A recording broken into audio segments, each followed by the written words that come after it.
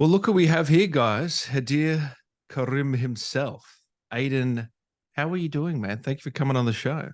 Thanks for having me. Yeah, I got to watch the interview they just recently did with Barry, and it was a lot of fun. So it was good to just see his face and reminisce about the making of, and I'm happy to be here. He's a bit of a badass, isn't he, Barry? Oh, he's so cool. I can't help but like just try to imitate him on set sometimes. Like, but like not like trying to like make fun of him, but just like in awe, like, oh fuck, maybe I should walk that way or shit. Like, do I need a bit more gruff in my voice? Like, and he had all that weapons training from the sixth when he worked on. And so like just the way that thing sat on his body, it was just so natural, an extension of his hands and his arms. And like that was definitely something I was like daily trying to emulate. We definitely had some training with Mitch, who is a former Marine and works on a lot of productions, and he was kind of like our on-set coach. But just like watching hours and hours of just Barry maneuver the set with that just being so casual for him, that was definitely something I was always trying to pick up and emulate.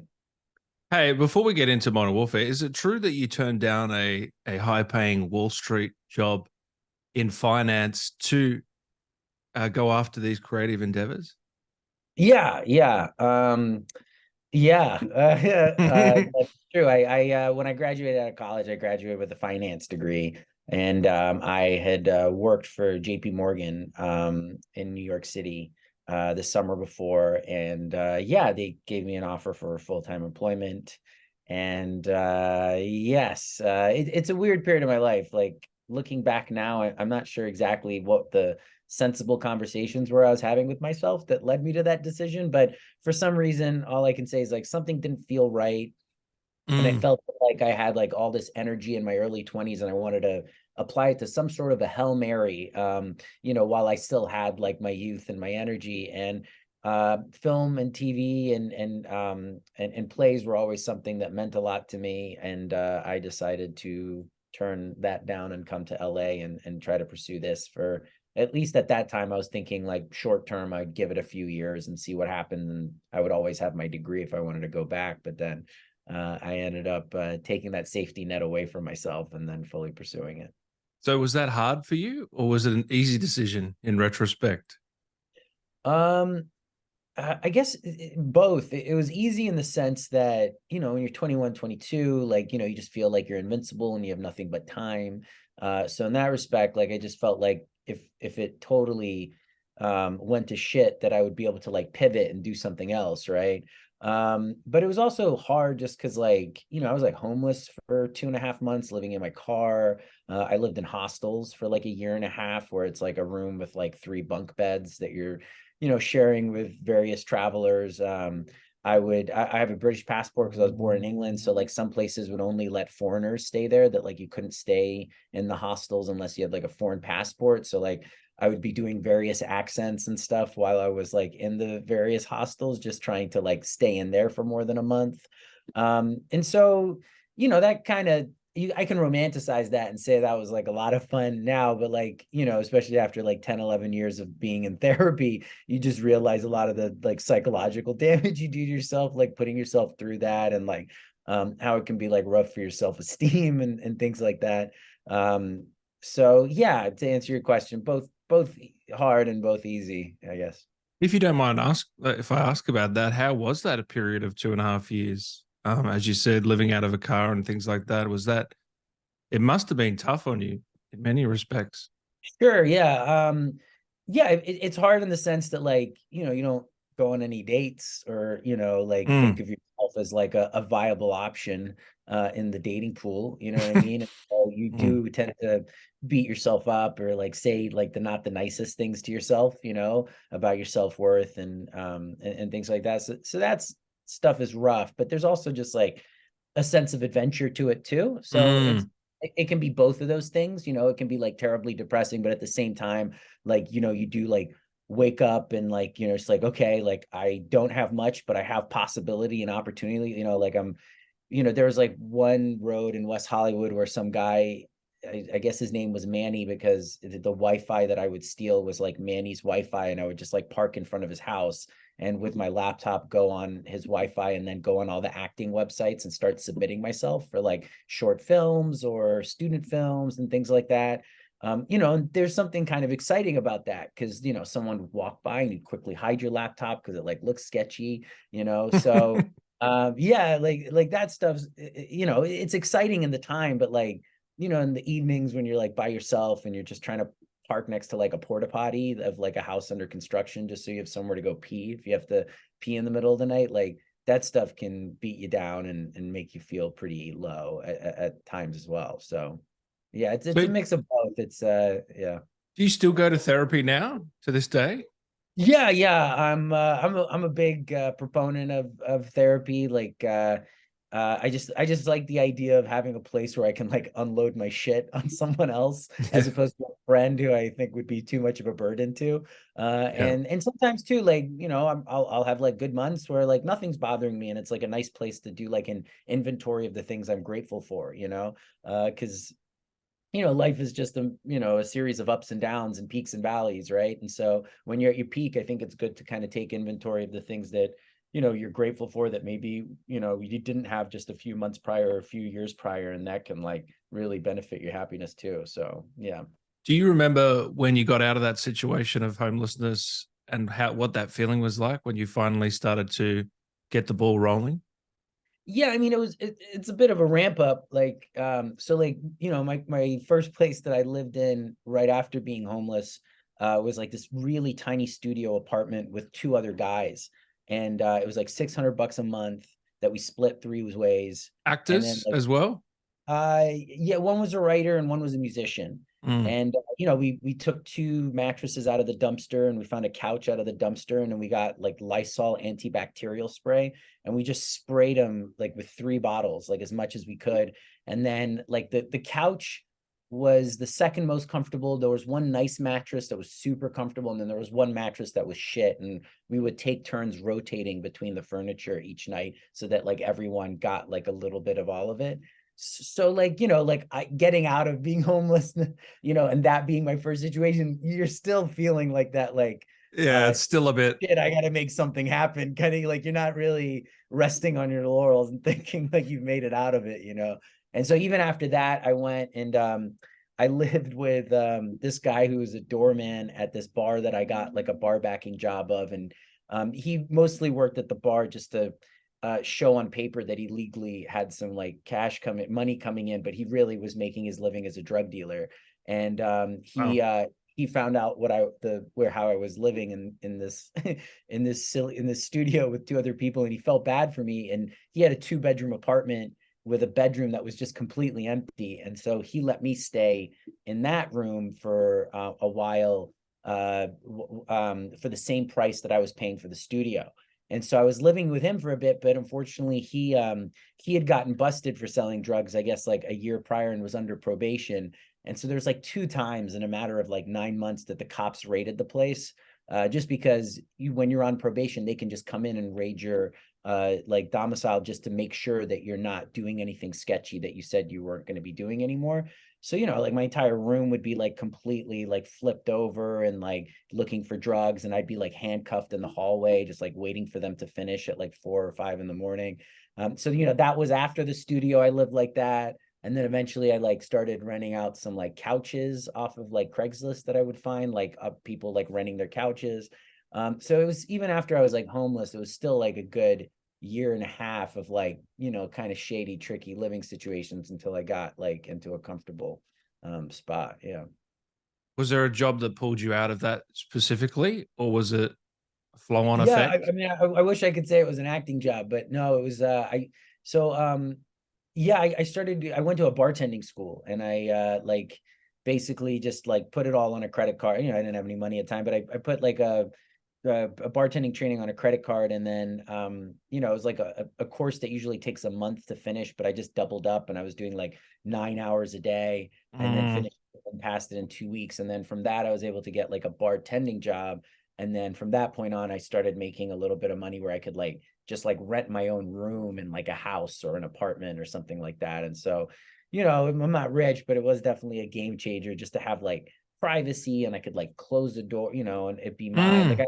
I had that with the drug dealer situation, but than like getting raided all the time. Even when you close your door, you're fully aware that like someone could fucking come in and just open that door with a gun in their hands. Yeah. Sorry, I shouldn't be laughing, but No, it's a no, crazy I can laugh story. at it. I can laugh at it now too, for sure. Yeah. So laugh away. But yeah, it was just like I got to do like bartending, and that gave me some financial freedom. Because I didn't really like study like acting in college at that time. So I was just trying to get experience really like working on like shorts and student films while I was like taking acting classes and stuff like that. And then when I did get fortunate and book some jobs, I was just like mostly losing money on those jobs, just like putting all that money.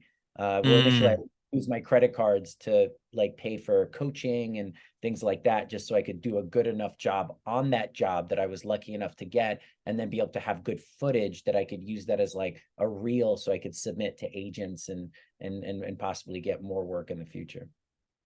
Is there a specific thing you did with your acting to land these bigger roles? Was it timing? Was it luck? Was it persistence? Was there anything that you can attribute to, you know, things coming your way? Yeah, I mean, not to sound cliche, but it's just Besides the raw talent, but yeah.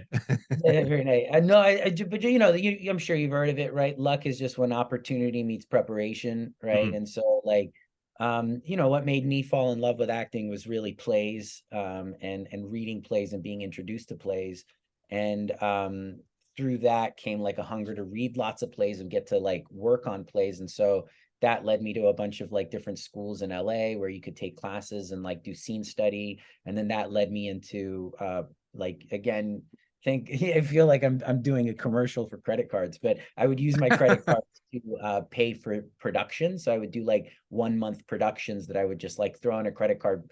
And the main reason I would do that though was because in a scene study class, you only get to do one little scene of a play. And what ends up happening if you're not careful is in your subconscious, you'll start trying to play the entire arc of that character in that story in that one scene, and that doesn't really do service to that scene, and you really need to for a learning process to like actually play a character from beginning to end throughout an entire piece, to kind of know and learn how to arc a story, how to arc a character. And so I knew that I wasn't getting that, and so I started just like funding plays on my own and like asking actor friends to like rehearse for free and be in these plays for free, and then director friends, and just trying to figure out people who I knew would get something out of it too, even though they weren't being financially compensated. And so I did that like 6 or 7 times, just like financing productions and putting up plays of myself just to get that experience. And so to go back to answering your question, it was really through those scene study classes and like putting plays of my own. And then I eventually went into producing my own short films and feature films. And I think through that wealth of experience that like, on top of getting lucky and getting some opportunities, that eventually things started falling into place for me a bit more. So you're a big theater fan. What about a modern warfare play? How do you think Yeah, that would yeah. translate? You think that'll work? I think you're asking a little bit jokingly, but I think like, especially like the game that I got to be in, like when we first started in 2018, it was very much the same time that like the civil war in Syria was happening, and there was like ISIS and or ISIL, however you want to term it, was really prominent, and there's just a lot of conflict in the Middle East, and you could tell the writers of Brian was really trying to, in a fictitious way within the modern warfare story, try to show all the nuance and how complicated that situation was, which is not necessarily something that you get from mainstream media all the time. And so what I thought was really beautiful was that, as someone who like loves plays, I love plays because they have so much social commentary about, our micro lives, but also like the macro world, on a large scale. And so I just felt so privileged getting to be a part of a story with modern warfare where I felt like someone could be playing the campaign And hopefully, whether they're aware of it or not, they're starting to get an appreciation for all the nuance that goes into like a geopolitical conflict like that. So hopefully, if they're watching the news or reading about the news, and maybe they're only getting it from a perspective that's trying to make it very black and white, maybe their instinct goes like, I think it's a little more complicated than that. And so going to your question about a play, like, there are plays, especially like now, I've been auditioning for a few more of them because of the strike and everything. Like I'm noticing there are plays trying to tackle some of this subject matter, specifically in the Middle East and geopolitical issues that are going on over there. So for sure, yeah. If you could, would you be able to explain the strike to people that might not know about it? In the basic terms is fine, but and how it affects you, maybe? Sure. So to look at it from a macro perspective, anytime there's an introduction of new technology within our industry, but you could make this argument for all industries, right? It really does change the variables in how the profit structures work, right? And so this happened during like the advent of like DVD and DVD sales and home video sales and stuff. And there were threats of strikes during that period to like figure out how these financial models were going to change. And so I don't think this is any different today when it comes with streaming, because that really has changed how the financial models work. And so what has happened from an actor's perspective is that when things were just on network television and being sold to, internationally to networks, across the world, there was a residual like profit structure that actors could benefit from by having something go into syndication. And so every time something played and a network would be able to make commercial dollars, then there would be like a pretty significant amount of money that would trickle down back to the actor. For example, like Jennifer Aniston in Friends would still be getting residuals. Yeah. Exactly. And so now with the advent of these streaming platforms, that has gone away, and the models that the studios and these network and these platforms, I should say, have put forward hasn't been able to compensate actors in any sort of comparable way of the way they were being compensated on this like network TV model. And so actors are finding themselves doing the same exact amount of work that they would do for Netflix, that they would do for like a CBS or ABC, right?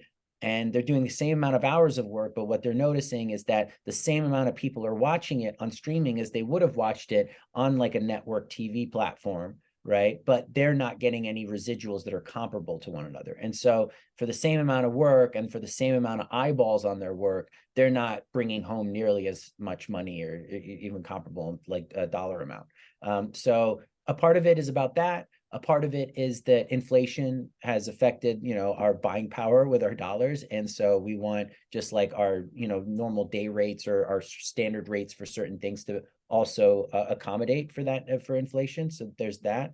And then there's also the advent of artificial intelligence and how they can basically, we saw like really the beginning of this with modern warfare and the scanning technology and how like incredible it's become, and how but they don't own your likeness, do they? No, not in that way, but just knowing that technology is out there. You're noticing it a lot with extras, like for extra background workers specifically, like they could just take your likeness and then just in perpetuity, right? And so there's no protections with that right now. And that seems crazy, by the way. I mean, that's it is. Well, the studios, when they argue back and they say like, we would never do anything to take advantage of you like that, right. Trust us. And our union's response has been absolutely not. Like there's trust that. Yeah, well, it's just anytime that there's like, an entity that is beholden to shareholders, you just have to expect that they're going to do everything they can to make sure to take care of their shareholders at the disadvantage of the employees that work for them. I hear, like, you can definitely tell in the US, when you go to a grocery store that is not traded on the stock market versus one that is, the employee like happiness is so like jarringly different, and you can tell it within an instance. And so I don't think any of that's different, with, any of these other businesses that we kind of work in. Thank you for explaining that for anyone that didn't know. And do you see an outcome happening in the next few weeks or this year, or what? Where do you see it going? Yeah, I don't. I think unfortunately, as far as like TV and film on those specific networks go, I think this entire year we have to just basically scratch it. Wow, really? Yeah. Yeah, I mean, that's what I'm hearing. That's what my guess is. Just because there doesn't seem to be really much humility on the side of the studios to think that, you know, where we are right now is as bad as it is. They think that like we're being a bit preposterous in our demands. And so, and on their end, not to play devil's advocate, but you know, they have created a model for themselves that's not extremely sustainable. You know, like for Disney, it's like $6 a month and you get access to this much content, Mm. right?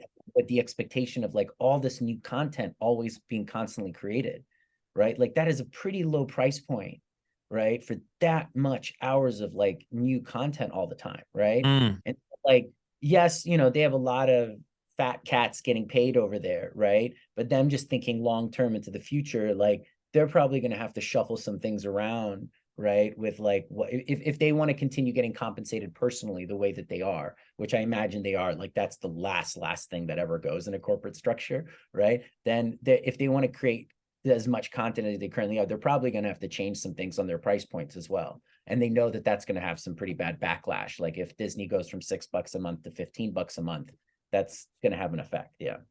Well, we saw Netflix, they got rid of the password and they've put Yeah. price hikes up all the time. They still Yeah. seem to be going all right. So They do, but they've also like if you look like they kind of haven't met expectations as much as they thought in the last like few quarters, and they're seeing a slowdown in growth. But it's mm. also just like a lot of it's just, you know, when you watch how the market like fluctuates, like if a company the prior quarter grows 3% and then in the current quarter they grow 2%, that is justification enough for a stock price to completely plummet sometimes, you know. It's still growing, just it didn't grow at the same exact like at the same rate as the quarter before, but it was still growth. And so when you're dealing with such a fickle kind of animal as the market in such a situation, right, then like any sort of these moves get really sensitive and really hard for them to do. And if they can take advantage of an actor contract that is like obsolete and compensating them, they're absolutely going to do that right off the bat. So So what's it like in the gaming world? Does any of this affect that side of things, or is that it does not. That's the great thing. So right? gaming, we're kind of isolated and we're good. Also like voiceover gaming, mocap gaming falls into that. And then we're also going to probably see like a lot of independent production companies right now. They can continue creating content and like films and things like that. So there's going to be these waivers that are going to start getting Yeah, like applied. you're doing a short. Yeah, you're directing and writing a short, if I'm not I did mistaken. already. I did Oh, you did already. already. Okay, So that cool. was last October that I did that. But yeah, like product short films like that, they can still get waivers with the Actors Union and still do work.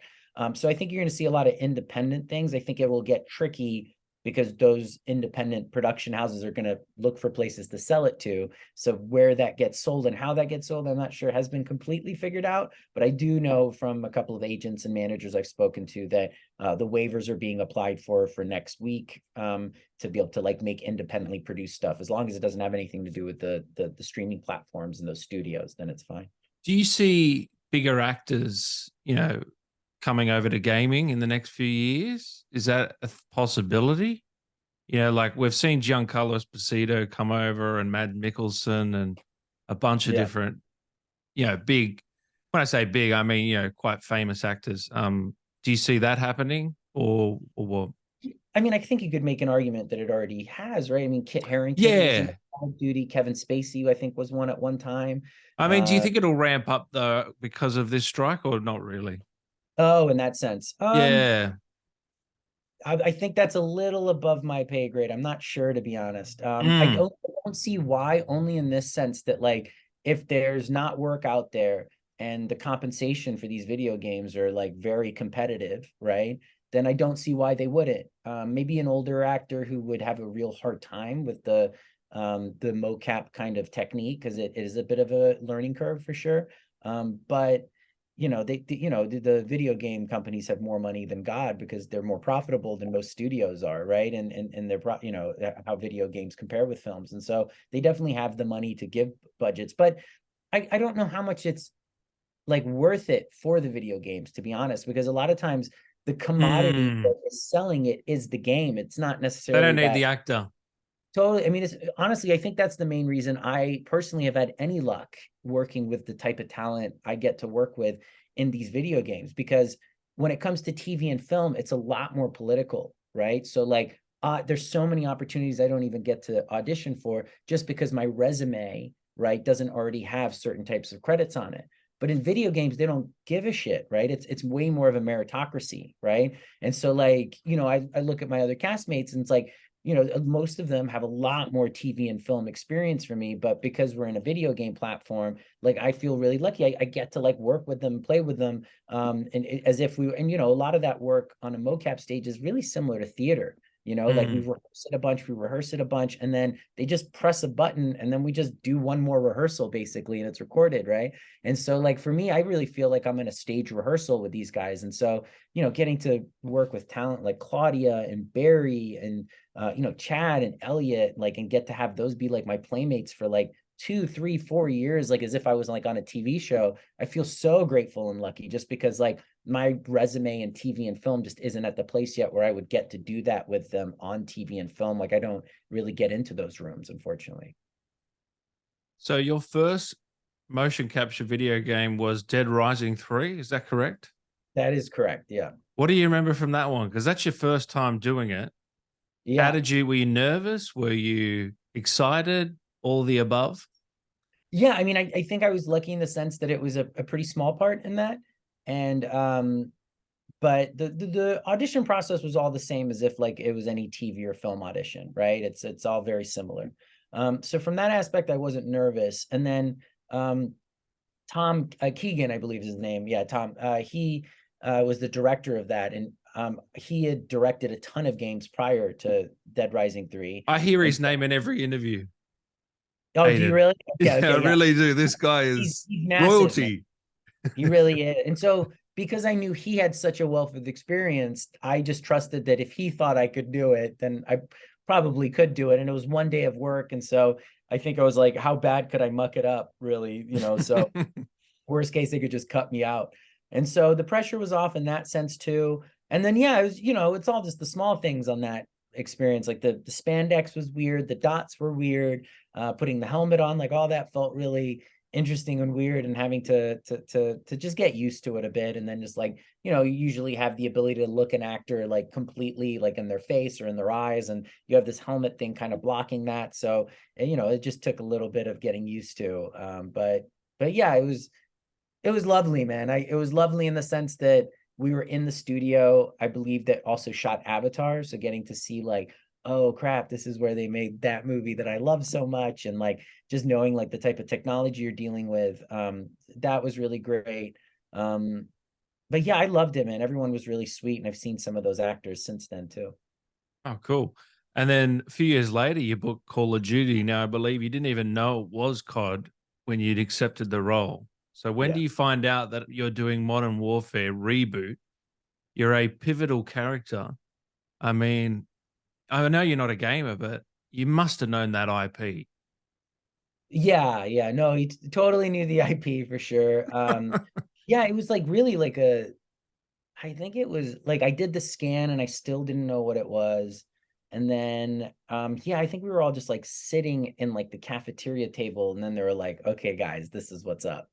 And then I thought that was really cool. And then I knew very early on what the arc for Hadir was and who he was in like the mythology. They like told me like that, you know, who he becomes and how he's like a character, you know, that has been known about in the lore for a long time. That didn't mean anything to me at the time. So that's kind of where I was like probably having a bit of a disconnect where I just like, oh, okay, cool. Like he becomes this bad guy. Got it. And they were like, no, no, no, you don't understand. Like he becomes like one of the bad guys. So like looking, you know, thank God for YouTube, because that allows me to kind of do a little research and kind of see what's come before me and kind of give me a fertile ground to try to like start from. Yeah. Is it Brian Bloom that's explaining this all to you, or Yes, yeah, Brian and Taylor yeah? on the first game, and then on the second game it was Brian and Jeff, who, you know, like they're all of them. Their passion is so contagious, man. Like when you're just around them, and they're so excited to tell you about these characters they've spent so many hours thinking about. And then you know, also just like what they're trying to do, especially again, like that first one, it was like right adjacent to when all that conflict in the Middle East was like just beginning in Syria, and like what they were trying to do as far as like tell something similar and create all this nuance so that people could experience that nuance in this way that storytelling hadn't really been able to like provide in like TV and film. And so just being around them, like you just get excited and you get invested from hearing them talk about it in that way. And you know, even though I don't have the background in COD and like knowing all this stuff, like I knew what they were trying to do and what story they were trying to tell. And so that got me invested right away. There's such a distinct tone to the game that I haven't seen matched by any other game since or before it. There's this unnerving feeling, this I can't put my finger on it. Can you? I mean, there's something about the way the storytelling and just Yeah, the I mean, feeling. so I've like worked on a bunch of games since Call of Duty. Like I worked on Halo, I worked on Final Fantasy, I worked on The a latest bunch of, Final Fantasy or yeah, yeah. I don't, has it yeah. come out yet? I have no Yeah, it idea. has. Yeah. Yes. Okay. Cool. 16. Cool. Good. Yeah. Good. Yeah. There we are. So yeah, I should probably update my resume then finally. But yeah, like you know, and all those games are fun and great, but there's just like a scale, like an epic scale that COD always had that I never experienced in all the other games. Like as if we were like doing something of consequence, you know. I think the relationships feel a lot more grounded in our Mhm. game in COD versus all the other games. And so Yeah. when they're so grounded and so much time and care is put in these like relationships between the characters, and the other thing it does, I think we do with COD that I haven't seen with other commodities that I've worked with, is that like there's a there's kind of a complexity to them. There's a like they suggest there's like for example with Alex and like Farah's character, right, played by Chad and Claudia.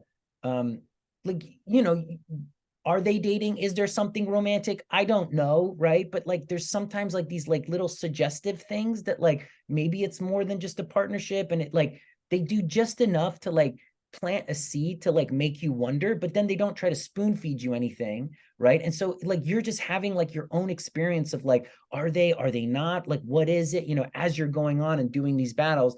And I love that because it allows you to get more engaged in trying to like figure out and explore what these relationships are. And so I think that just grounds it all, while all these other games I've kind of played or sorry, worked on, like everything's a little bit more spoon-fed and on the nose, and it's more about like the explosions and kind of like the special effects things that they like have access to. And so that becomes more at the forefront.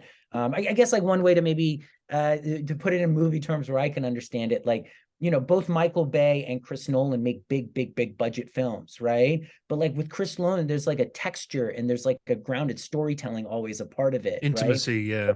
Intimacy, right? And I feel that's like what Call of Duty is. And like Michael Bay is kind of like my experience with like Halo, where it's the same type of like quality of explosiveness It's a great analogy, yeah. you know what I mean? And so yeah, and you know, who's to say like what's better? I'm not trying to say one's better than the other, you know, like sometimes maybe what you want is like the like less nuance, and you like, you know, you've had a hard day at work or a hard week at work and you just want something a bit more mindless and like less engaging. But you know, so those are always out there for that audience. But from my understanding, you'd probably know better than me, when it came into the video game world, no one had really come in and create like such a nuanced, like complex, like storytelling within their campaign modes like COD did.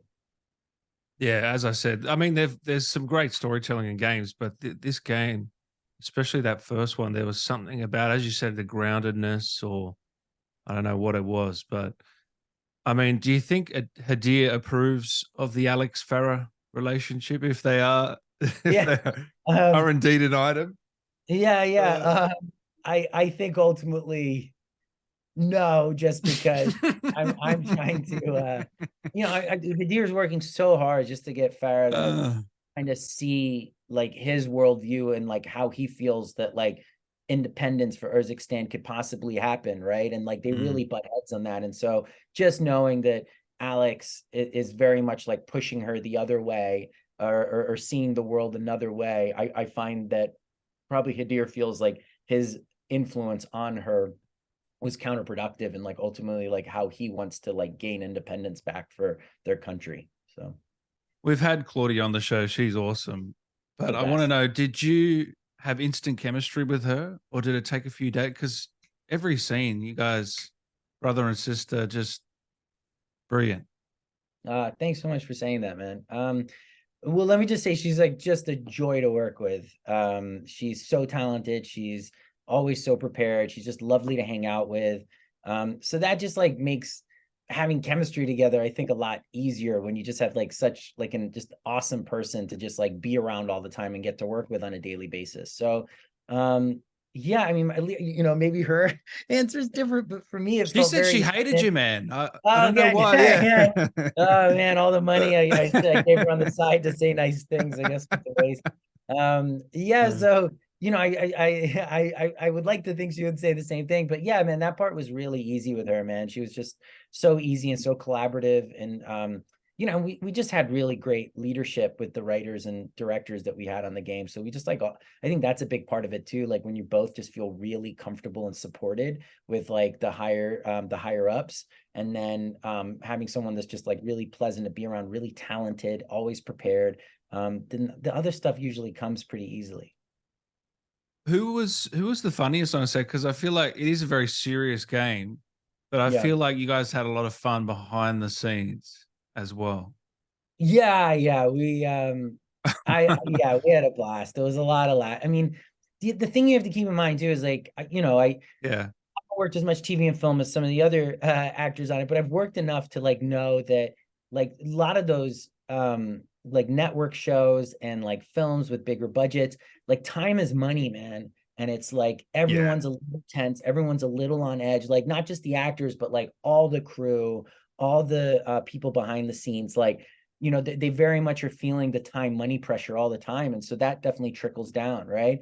With video games, I mean, correct me if I'm wrong, but like if something's not going to be ready, they'll just fucking push the thing a month and just have no You're problem right. doing I it. mean, you're kind of Like, right. you know what I mean? Yeah. There's not like these slot weekends that something has to come out, or like with Yeah. TV, a certain day that an episode is scheduled to air and advertisers have been like booked up for, there's none of that with games. Like a lot of times, like, they'll just be like, oh yeah, it'll be summer of this year. And then be like, okay, it's going to be fall. And so when you take that time money pressure off, right? Like everyone's just fucking happier at work, like I've never seen everyone smile so much on a set than I do when I go on a mocap stage, right? Like everyone's and the food's always way better. Like I've never been on a set where you have more options for fucking lunch than like on Call of Duty. Like they'd be like, hey, this menu, but there's this other restaurant. Check this menu out. Or here's the third menu. And then like, they just there's this one of the producers, Graham, on Call of Duty, you'd have like cheese plates for us at lunch, it was like just Yeah. 5 6 different cheeses with it's just like you're in heaven, basically, is what I'm trying to say. And so everyone's really happy, and like it's just such an easy set to be on. And you only have to work on a TV set like one day to realize like, oh, how lucky we are, and how jovial and happy and grateful everyone is around you. I think where the time pressures come in for not all games, but some games are probably some of the developers hitting certain milestones. That's probably where the biggest pressure is. But from an acting sense and that sort of sense, it's yeah, you're right. It's a lot different, isn't it? Yeah. It's night and day. I want to talk to you about the betrayal scene from Modern Warfare 2019. I found that to be one of the best scenes in the game. What do you remember about shooting that scene and the importance of that scene within the story? Yeah, I mean, as far as like how it's written and like what's in the story, again, it goes back to that thing I was saying with like the nuance in it, right? Like I think an inferior, more two-dimensional story would just be like good guys, bad guys, and that's it, right? But with our story, and as there is like, we're constantly seeing all these declassified documents of like the CIA and like what they did in like South America and some of what they did in Afghanistan, and you really see like there's all this like nuance and shades of gray and really sketchy things, that have occurred that the CIA has had a hand in. And so of course, when Alex, who's like former CIA, I believe, is coming and is like trying to be quote helpful, to our people and our cause, like someone should be sketched out and be questioning things, like as handsome and charming as Chad is and his, you'd still be like, I don't know, Uh, motherfucker. like I have the internet and like I know what your organization has done in the last 30, 40 years. And so there should be someone who's like at least a little sketched out by it. And then also the fact that like, you know, we're seeing it really with like what's going on in Ukraine as well, where it's like constantly like you have people like amping it up with these like ballistic missiles and stuff that like we have said were war crimes to use, but now they're being used, you know, and things like that. And so, you know, that kind of takes place in our game too, where it's like Farah really believes that like Hadir is going too far with the type of warfare that he's like willing to participate in, while Hadir believes like this is the only way. If our enemies fighting with this, like we have to meet them there. They're not going to have any empathy for us for taking some sort of moral high ground, and so I think that's like a very real conflict that like you can see that's happening geopolitically in a lot of conflicts today and in the past. And so I really I felt like honored to be able to be a part of something like that tells a story like that. But I also really applauded our writers and storytellers and directors in like wanting that to be like an important caveat, an important additional complexity to like what our story was trying to do.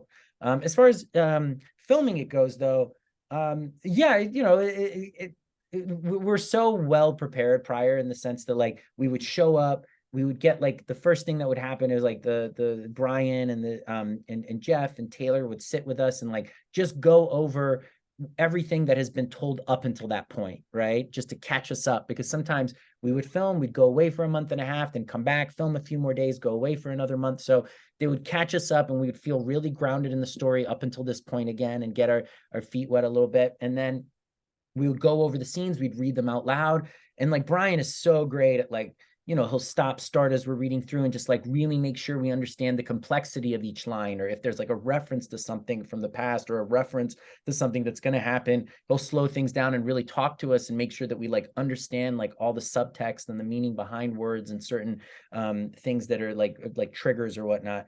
And so as it went with filming him, like I felt like very prepared, just always having Brian with us, just to make sure if like I was like quickly going over something that had more value than I was giving it, like he would always be there to explain it to me. So those scenes is like with any of the scenes we were filming, they kind of felt the same, but in a good way in that respect. And when you're playing your younger self, does anything change with the performance? Do you just try and play it as natural as possible? Because you're not that much younger, but how do you? Yeah. I definitely played with my voice a little bit just to make it a little bit lighter and a little bit higher. I noticed that. Yeah.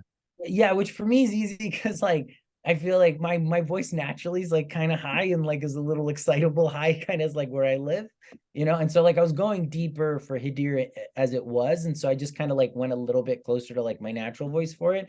And then yeah, like the main thing that there's just like a bit of like a naivete and like a lack of weatheredness that like the young Hadir has, that like he doesn't have anymore, because of just like having gone through the shit of it for like a decade plus, when we first meet him at the beginning of the game, not in the flashback. So do you see him as more of a hero or villain? I know we don't like to throw around the word villain. Yeah. They're more misunderstood, but For sure. because you play the character, so I'm curious where you stand on it. Yeah, I definitely don't see him as a villain. I see him as principled. I see him as realistic, to be honest. Like please pick any sort of international conflict where the CIA has been involved, and a party that thought they were getting one thing wasn't ultimately given something different than what they were promised. If you can find me where that, like a situation where that wasn't the case, I would applaud you, because I have tried. And because of that, it's really hard for me to like point to Hadir and really say, oh, he's like a clear antagonist, like he's a bad guy. I think that like the points that he makes a lot of sense. I think the points that he makes really points to like how brutal war is, and some of the lengths that we have to go. I mean, even when you look at World War II, some of the bombing that was done in Japan before the nukes were like dropped or whatever, like some of those are just like, were just civilian casualties, just plain and simple, like so many villages that like had no sort of attachment to anything military at all. We're just being decimated. We're talking about like tens and tens of thousands of people like killed. And like, you know, to this day, when we look back at that war, we're very much like, oh, that was like the last just war, right? And even those things like have such like just senseless casualties. And so, you know, going back to Hadir, like I think he really fully understands that, like, yeah, some innocent people are going to have to get hurt, but that's just the cost of doing business if we want to get independence our way versus the way that like these other foreign identities, these foreign like spy agencies are ultimately going to take us to. Like that's going to be a shakier ground to be on ultimately because of the past and history of them intervening in other regions of the world. I think that's got more of a risk than like our way, regardless of consequences. And coming back for the raid and the second game, how was that? You must have been elated to come back, join the gang. Although, yeah, spoilers, guys. The ending might not be one you were happy to see, but Yeah. Well, it was definitely my first time like playing a character, and then like no one gives me any heads up, and I'm just getting the scripts, and I'm just like, what? He checks his pulse. There's no pulse. What do you mean? Like, you know, like that was very much like it was definitely one where I was like, no, I didn't read that right. You know, just like going back and then yeah, so yeah, uh, that was you know, ultimately I knew it had to come eventually, right? Because if you're playing someone who's an antagonist, by definition, like either the game ends or, you know, he ends up being dealt with, and you know the main central characters continue to move forward. So I knew it had to come at some point. But like I really loved like how it was all handled, in the sense like that last conversation in the elevator with Farah, you know, like ultimately their philosophical differences are highlighted once again. And then there's also in that scene, again, beautifully written by Brian, but in that scene you have their philosophical differences, but you also have the deep love that he has for her mm. in there as well, which I thought was very appropriate, because it reminds us that regardless of their differences, for Hadir, that aspect never wavered. So it was sad. I was very emotional on that last day, and I definitely cried, just because like, you know, it's like 5 years of my life I had been like in and out going into that studio. And you know, that job symbolically for me was a big deal. Like I remember telling Taylor, the director, this was like, when I think of Call of Duty, I think like, you know, it was like the first time I could afford like adult furniture. Like I bought a bed frame with the money I made on that first Call of Duty, while prior to that I was always like a mattress box spring on the floor kind of guy, you know, and never had bed frames. And like you know, I got like furniture for a living room, but like new, not like used off of like something from like, so like I felt like that job really afforded me this like pathway into adulthood, just from an optics standpoint. And you know, it sounds silly, but you know, No. I got that job like early in my 30s. So like it just felt like it really afforded me some things that like made me feel like on stronger footing and like grounded as like a man. And you know, I again just like feeling so lucky to get to work with that cast. And you know, I constantly struggle with like insecurities as far as like jobs I don't get and stuff, and wondering like, oh, am I good enough to work those jobs? I don't, you know, like sometimes after hundreds of rejections, you know, you start questioning yourself. And that job was always a reminder for me, just because of the caliber of talent I got to always work with, you know, and not just like the main guy, like, you know, we had Monica Garrett who came in for like a couple days, and I got to do a scene with him, which was like, you know, and I fucking love watching that guy on TV, man. Like I fucking love working with him. Do you know what I mean? And so like, Yeah.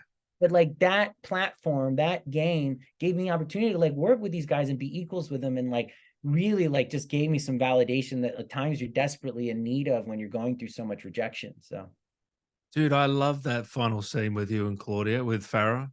Man, yeah, you can see the tears in yeah, her eyes as well as yours, man. yeah. Like they've put I don't know if that was like that when you were shooting it, but it's so realistic as well. And it's just you get transported. Thank you for saying that, man. We yeah, we worked really hard on that scene. We talked a lot about that scene, and like how we wanted to bookend this like journey of these two characters. And so yeah, I'm glad it came. Yeah, but yeah, it was an emotional day on scene, not just because it was going to be like my last day working with those guys, but also just like, you know, this character that I was like fortunate to have the responsibility of playing, you know, and having to ended on, the terms that like we felt was like appropriate for like a character that had so much gravitas within that like story structure. Was it fun though, just coming back in general and kicking it with the guys? And I know there was Totally. only a few scenes, but it must have been fun. Yeah, man, it was a blast. I mean, again, it's just like you realize every time you step foot on that stage with that crew and those actors, like how like fortunate you are to get to go to work there, just because of like how positive it is, how like fun it is, how like everyone is just such a delight to be around. Like I felt very lucky to get to go to work there, whether we were shooting like during the first one or the second one. Like nothing had changed as far as just like the energy and like the sprightly spirit that exists in that stage. So yeah, and just like like Claudia had booked or had found out she had booked the boys while on the video game job, on the Call of Duty, the first one. And so just being excited for like in the first game, and then like getting to watch the show, become a fan of the show, and then get to see her while working together on the second game and getting to like chat about it. And like, so, like you can't help but like be so proud of her and like happy for her, and like just like really admire the work she's like done on it and stuff, and get to chat with her. Like all that stuff's such a treat. Man, what was her reaction like when she did get it? Do you remember? Well, we didn't know like exactly. Well, yeah, the first season had come out. We didn't know exactly what her part was gonna be. Ah, Right? okay. It's like I think they were keeping her in the dark a little bit about it, right? And Hmm.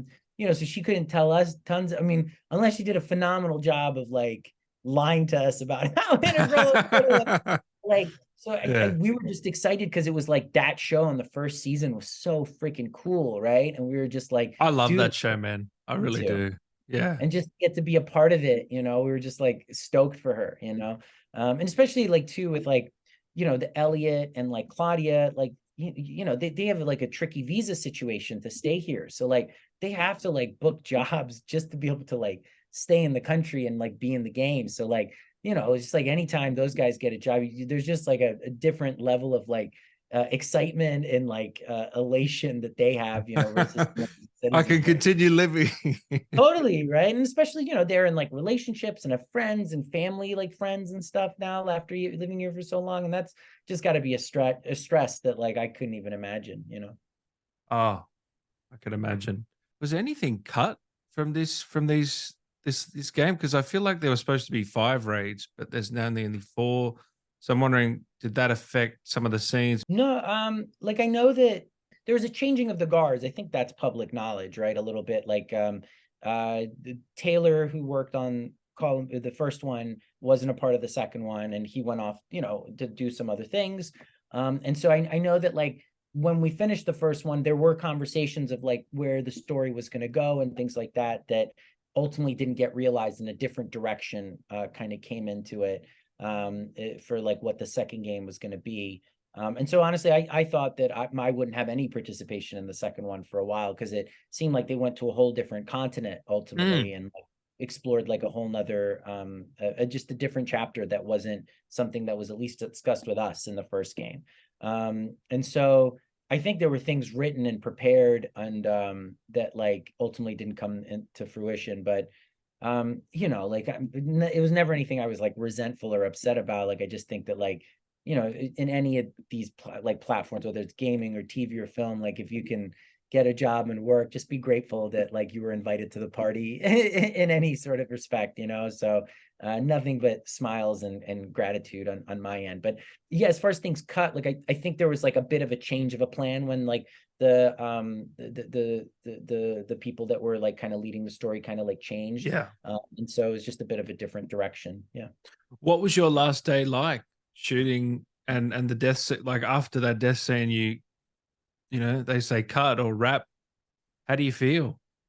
Yeah, I mean, so the way it worked filming wise was I had I shot my death scene, but I still had to come back for one other day. So Ah, like okay. I is like there's like the elevators going up, right? And like things are happening on the elevator and it's getting by. And so like we still had to shoot me in the elevator by myself doing that. And then there was like a couple of other smaller little dialogue parts that we had to shoot. So really my last day wasn't the death scene.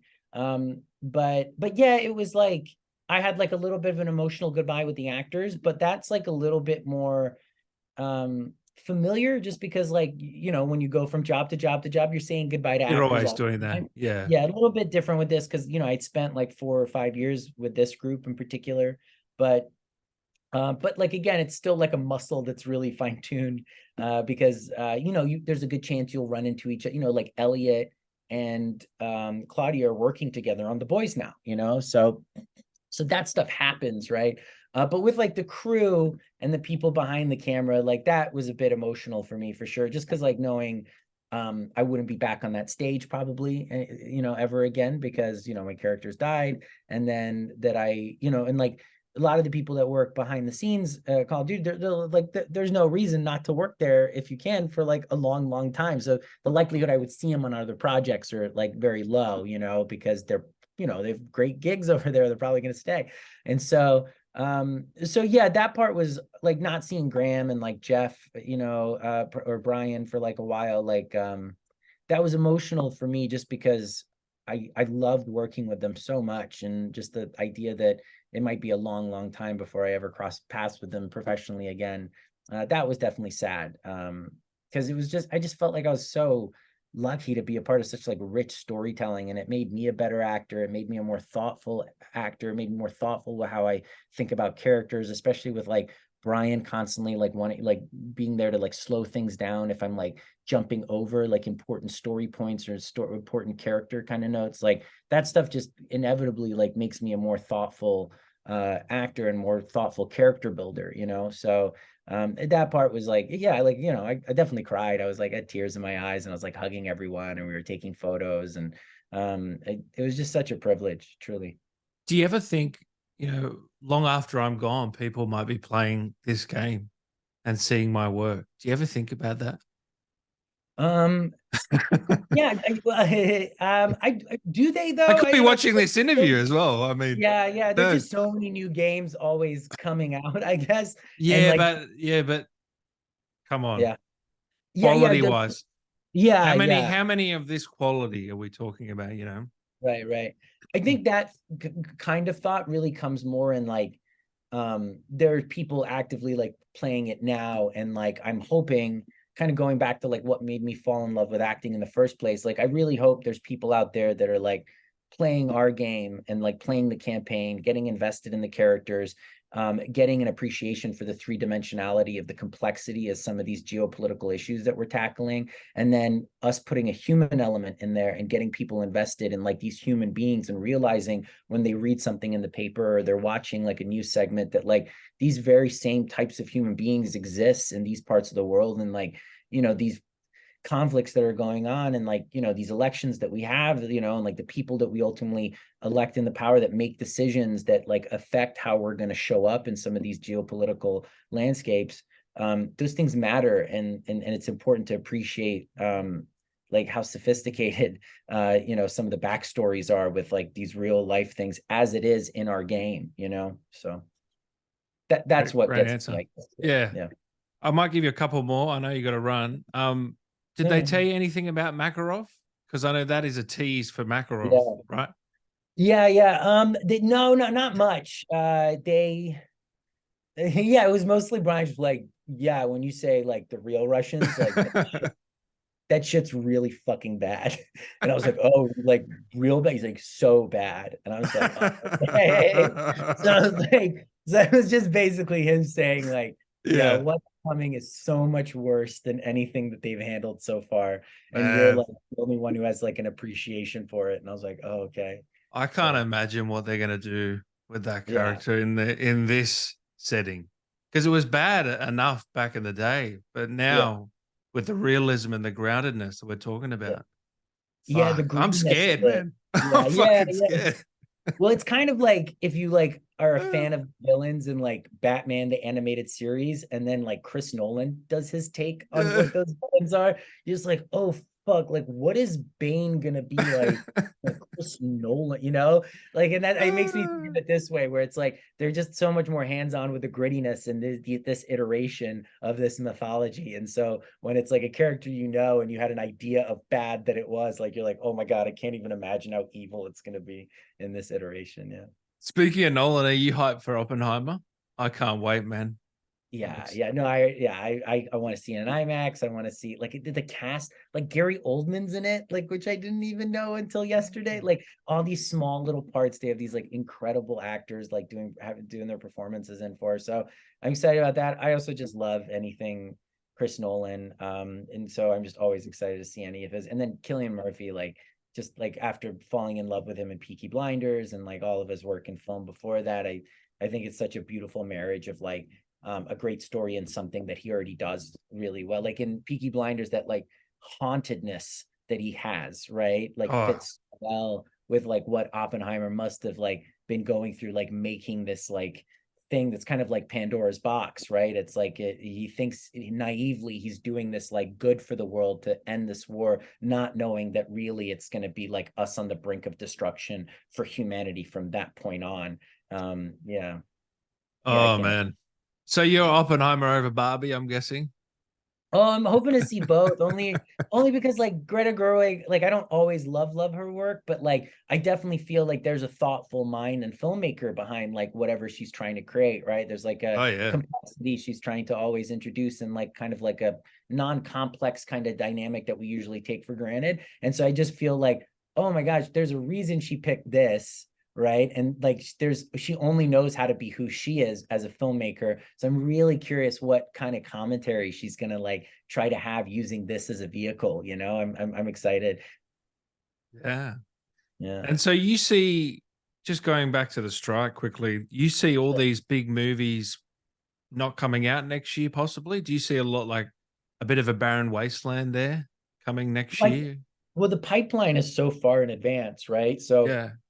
like a buddy of mine, he works in post production, for sound editing. And, you know, like Eddie Murphy was up until 11 p.m. the night before the strike, getting his ADR lines in, right, for like a Christmas movie that he did, right? And like they had him up late as a motherfucker, just trying to get his lines out because once that deadline happened, like he can't work anymore. So I think there's so much in the pipeline that we're not going to really feel the effects, through the end of this year. Like all the movies are going to come out. The actors can't do press for them, right? So they won't be able Yeah. to press stuff like that or premieres and stuff. But like the things are still going to come out because ultimately those need to like start recouping on its revenue, right? And so recouping on its But won't that budgets. hurt the marketing plan and the overall revenue? Wouldn't they be I better off pushing them? Yeah, I mean, well, yeah. I mean, like, I think it definitely will. Like, I think if you just look at like, with the Flash and like Ezra Miller not doing any promo for it, right? Like, and he's the face, right? He is the title, like the title of the movie.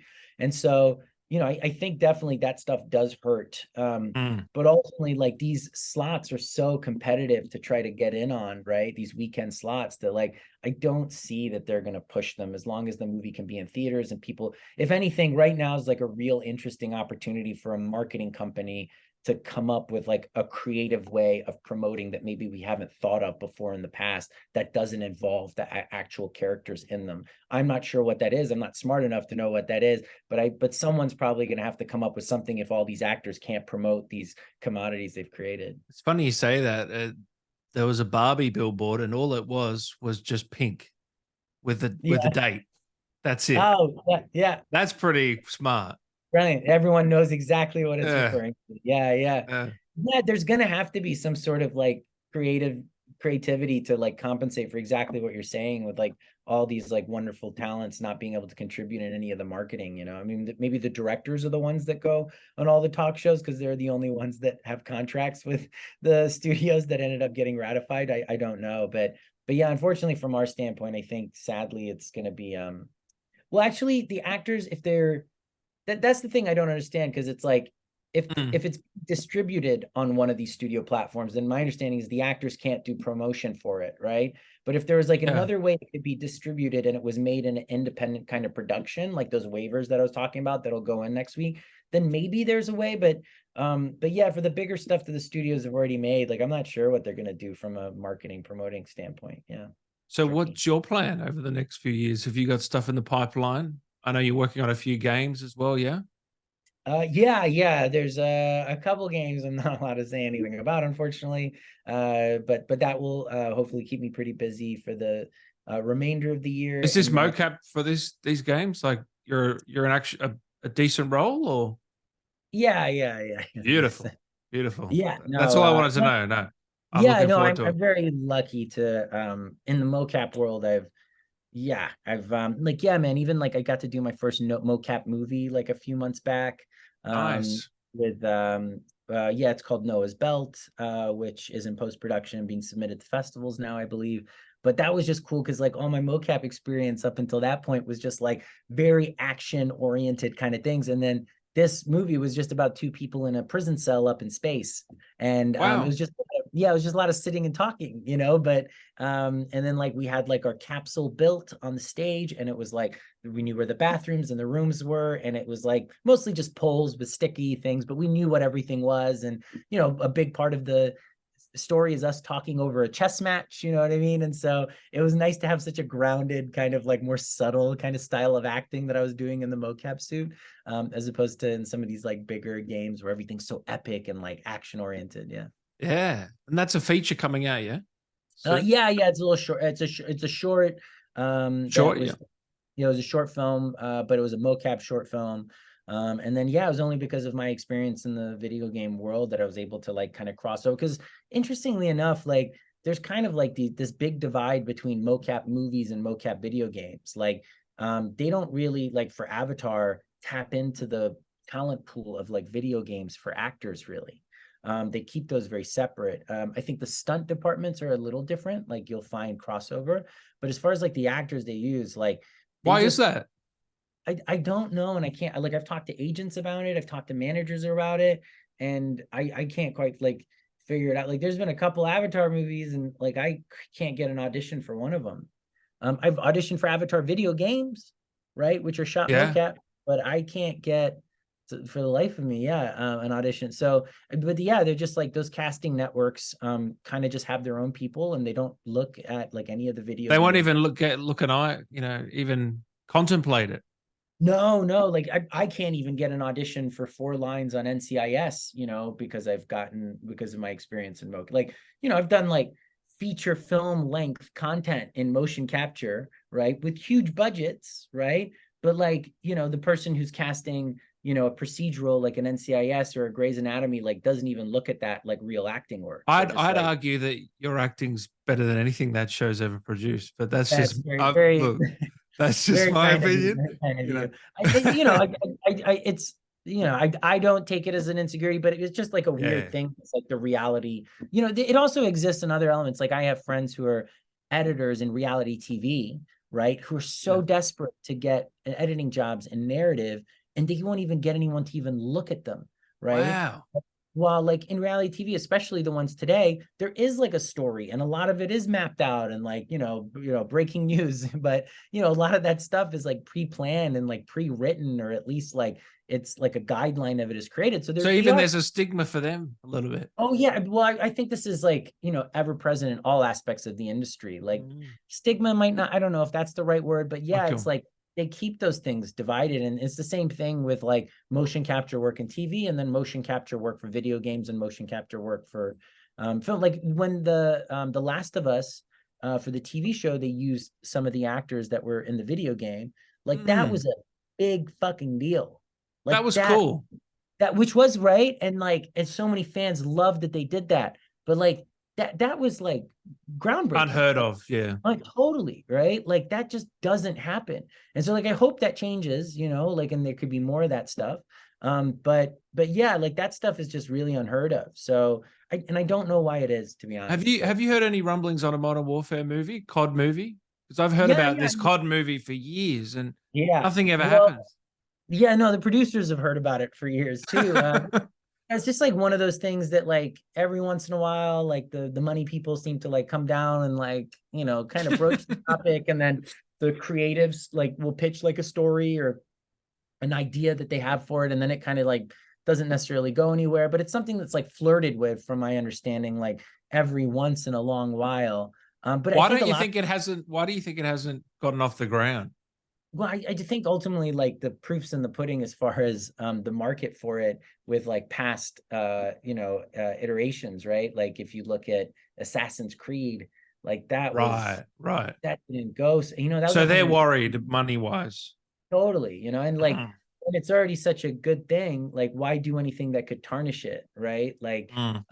I don't know if there's any reporting on like the revenue for the Assassin's Creed games going down because of a Well, they post the new. actually had a record sales their last game, but So they should be fine then, yeah. Then yeah, but like exactly right. So there shouldn't be any like fear that it could like hurt the video game, but I guess like from their standpoint, it's just like when a crash Assassin's Creed didn't do so great, Tomb Raider, the last one wasn't a financial success, right? Halo, the TV show, was very much mixed reviews, if I'm not mistaken. yeah, Um, yeah. on Paramount.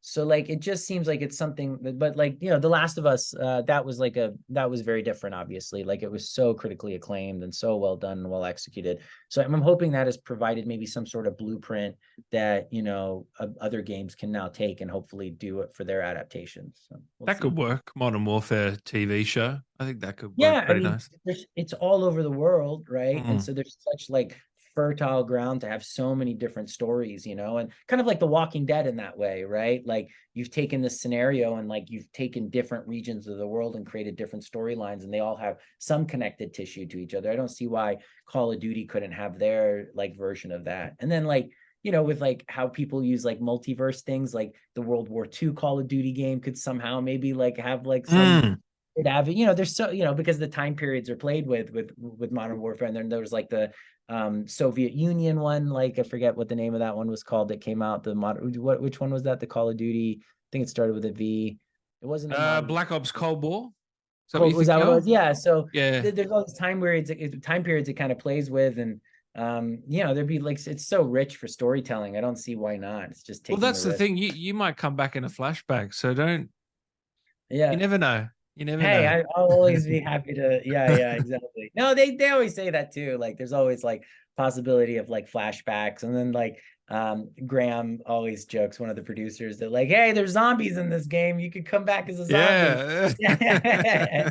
So you Yeah. never know. Right? Yeah. But yeah, I only have like the best of memories of my experience with all those guys, and yeah, nothing but smiles when I think back on it. All right. Last one, man. Top For four Mount Rushmore of films. Give me your top four. sure, sure. Ooh, bud. Okay. Children of Men, I love so much. Yeah. Oh. I just thought like the scenario that it presents in the beginning of like if this happened and the survival of the human race was at question, like how would we all, The Walking Dead has some elements thematically of that, right? But like how would we all like respond as far as would we come together and support each other, or would we be like, nihilistic and at each other's throats? And then the filmmaking of that is so brilliant. And Clive Owen, I just love. Michael Caine, I love. Julianne Moore is unbelievable. And then that car shot, like as the cars Oh, go, is just it's 10 out just of hard. 10. Yeah, Yeah. like I just don't know how they even did that, to be honest. Um, what's another one? I remember. I think it's Blue is the Warmest Color. That Blue French is the film. warmest color. I I don't think I've believe heard of that's that one. yeah. It was Yeah. a French film. Now I'm getting self-conscious that I said the wrong. No, no, it is the right. It's the right. Yeah, Yeah, but yeah. I just okay. haven't seen it. Yeah. Yeah, it's this beautiful French film. It's just I don't know if ever in the history of cinema I've wanted two people to be with each other so bad over the course of a movie where I'm just Wow. like, please end up together, please end up, but they can't. And it's just Leah Seydoux. That was her breakout role, the French actress who's in like all the Bond movies and She stuff. was in a game recently too. Yeah. Was she really? Which one? Yeah. Death Stranding. It's Oh, called. dope. Okay, Yeah. Yeah. Check good, it out. good. But yeah, man, she that was another one I loved. Have you seen Victoria? It's Victoria. it's the whole movie's in one take. It's like this 2-hour movie, all shot in one take, no hidden cuts. Wow. And what's cool about it, it's technically a foreign film, but it's all Thriller. in. What's up? Yeah, Crime yeah. There's thriller. totally, yeah. There's like gunshots. There's a bank robbery. There's like Shit, I car gotta chases. check this out. Yeah. It's on. It took him 3 tries to do it. They got it on the 3rd try. And then what's crazy, Wow. the filming starts like at like 2, 3 in the morning, I guess. And then the movie ends around 4:35 in the morning as the sun's coming up. So you also get like these two different, like in the beginning of the movie, it's completely pitch black, dark outside. And then by the end, the sun's coming up, which is nuts. And then Wow. it's No, hold on. No hidden cuts, did you say? no hidden cuts, man. What? Yeah, they shot it in Berlin. And then it's all in English because it's about a girl who's like doing like a semester abroad in Berlin, and she's from Spain and she speaks English. And then the kids in Berlin that she gets into trouble with and goes on this crazy kind of adventure with, they're all German, but they also speak English. So the whole movie is like this broken English with one another the whole time. Imagine the pressure of you're at Oh, the end and you can't stuff up. tremendous. Oh Tremendous. my goodness, I couldn't do it. Yeah. Could you? But yeah, and like there's all these scenes like going up steps, coming down steps, like yeah, that I think is a gorgeous film. That's three. One more.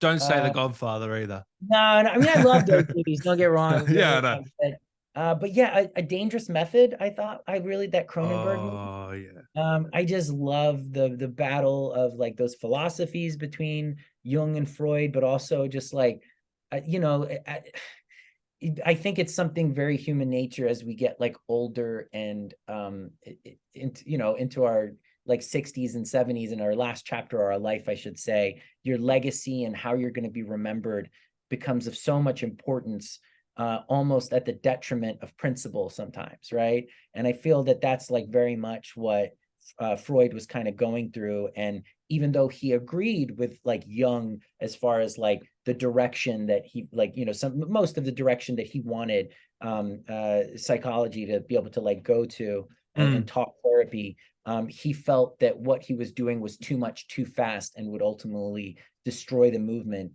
even though based off of principle, he didn't completely disagree with him. And so I think the warring of the philosophies, but also like just like, the old school going out and the new school coming in, and how those things often butt heads. I thought that was beautifully told. Yeah. If I watch those four, I might be in a bit of an interesting state of mind. Yeah. Might need a comedy after.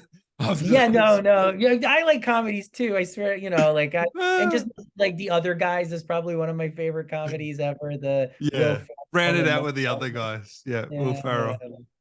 Michael Keaton has some great cameos in that.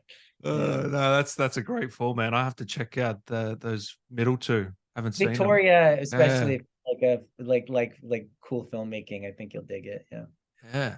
Well, thank you so much, man, for taking the time today. It's been a real pleasure, and I can't wait to see those future games and have you back on. Thanks, man. Yeah, I appreciate you having me in mind and getting me on here to be able to talk about this. It was one of the biggest joys of my professional life. So I love talking about that time period for sure. Thank you, man. Is there anything you wanted to say to the Call of Duty fans that have loved your work over the last 5 or 6 years? Yeah, thank you. I mean, like when I looked online and I ever looked up videos of people commenting on the game and commenting on the characters and like commenting on me specifically, like I only found like the most positive of things. Like maybe there are negative things out there, but like I only got to see positive stuff, which it is a change for me, because I've definitely seen some, like with the films I've done that have been subpar, some of them, some pretty brutal comments, man. And so what do they say? Hold on.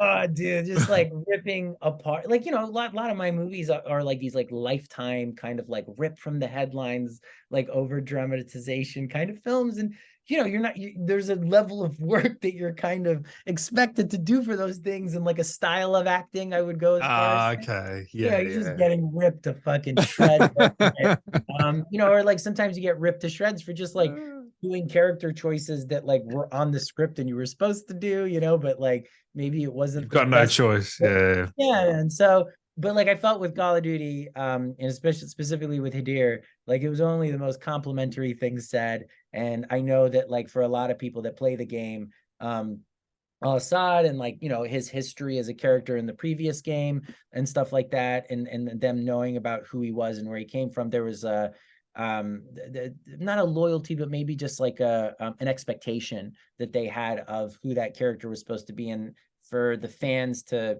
always be positive and make it seem to me that they felt like that Hadir was in good hands with me, show like representing him was really humbling, and I'm really grateful that it had the response that it did. Thank you, man. Thank you again. Before I let you go, is there anything Hadir can say to Dan to wrap this one up? Oh, thank you very much for having me. Thank you, man. Thank you, man. And you don't have social media, but yeah, just leave the comments on this video and Sure, you'll look yeah. at them at some point. Wow. Yeah. No, if I'm feeling low, I'll come on this one specifically and see some things that cheer me up. Yeah.